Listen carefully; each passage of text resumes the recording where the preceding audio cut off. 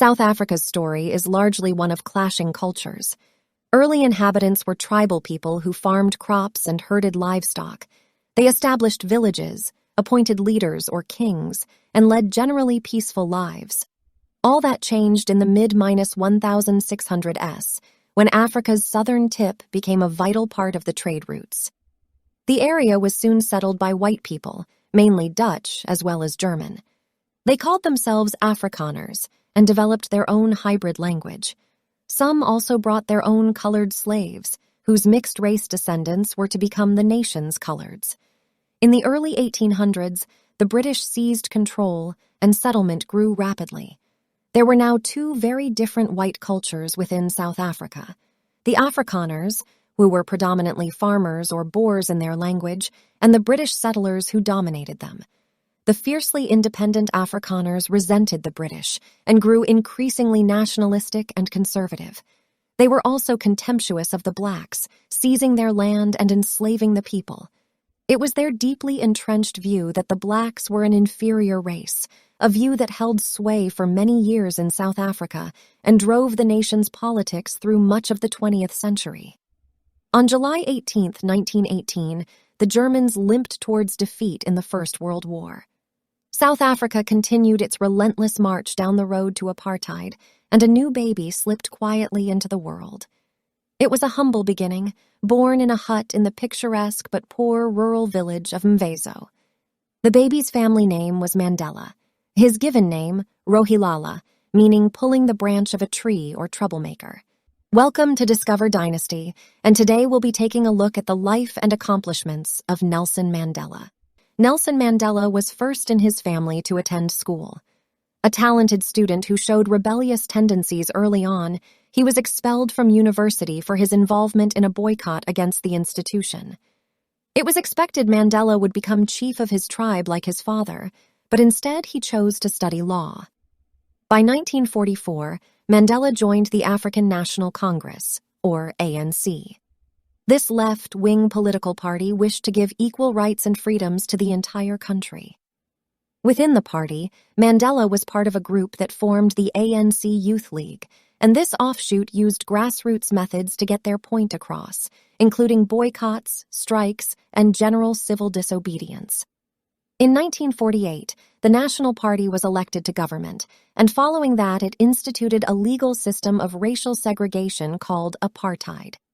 Meanwhile, Mandela and the ANC continued their non-violent protests against racist policies. For example, Mandela was instrumental in 1952's Defiance Campaign, as well as 1955's Congress of the People.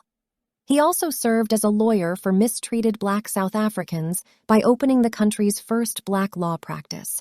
Mandela was quickly becoming an enemy of the government, and he was targeted whenever possible. At the end of 1956, Mandela and a group of about 150 protesters were arrested on the suspicion of treason because of their advocacy. After a long trial, the group was acquitted. It was around this time that a group of militant Africans began suggesting that the peaceful approach was not working. This group formed the Pan-Africanist Congress in 1959. Soon after, Mandela changed his position and proposed that armed conflict was the only way to end apartheid rule. He helped found a military offshoot of the ANC called Umkhonto we Sizwe, and this group specialized in sabotage and guerrilla warfare. Not long after, on August 5, 1962, Mandela was arrested for a strike he had organized the previous year. He was sentenced to 5 years in prison, however. He ended up spending his next 27 years in jail. While serving his 5-year sentence, Mandela was also charged with sabotage, treason, and violent conspiracy during the infamous Rivonia trial. He was sentenced to life in prison and barely escaped the death penalty. Mandela's first years were spent in a prison on Robben Island, but he was transferred in 1982. He was treated poorly as a black prisoner. However, he did manage to earn a Bachelor of Laws degree through a correspondence program. During this time, Mandela's profile grew, and he became an international symbol of anti-apartheid resistance. On more than one occasion, the government offered Mandela his freedom in exchange for the abandonment of his beliefs. Each time, he refused. After much negotiation, Mandela was finally released on February 11, 1990, at the age of 72 by the country's new president. Mandela then became president of the African National Congress and helped negotiate the end of apartheid laws. On June 17, 1991, the Population Registration Act was repealed, which meant that racial groups were no longer legally separated. This marked the beginning of the end of apartheid rule in South Africa. The country held its first democratic elections on April 27, 1994, with the ANC taking 62% of the vote. On May 10, 1994, Nelson Mandela was sworn in as the first black president of South Africa. As South Africans, this is the time for us to speak of what is best for the future of our country. He spent his term rebuilding the economy and uniting the country. He even used the country's national rugby team as a rallying point for all citizens and as a way to bring the country onto the world stage in a positive light. When his term ended in 1999, Mandela retired from active politics. Despite leaving public life in 2004, Mandela convened a group of world leaders called the Elders in 2007.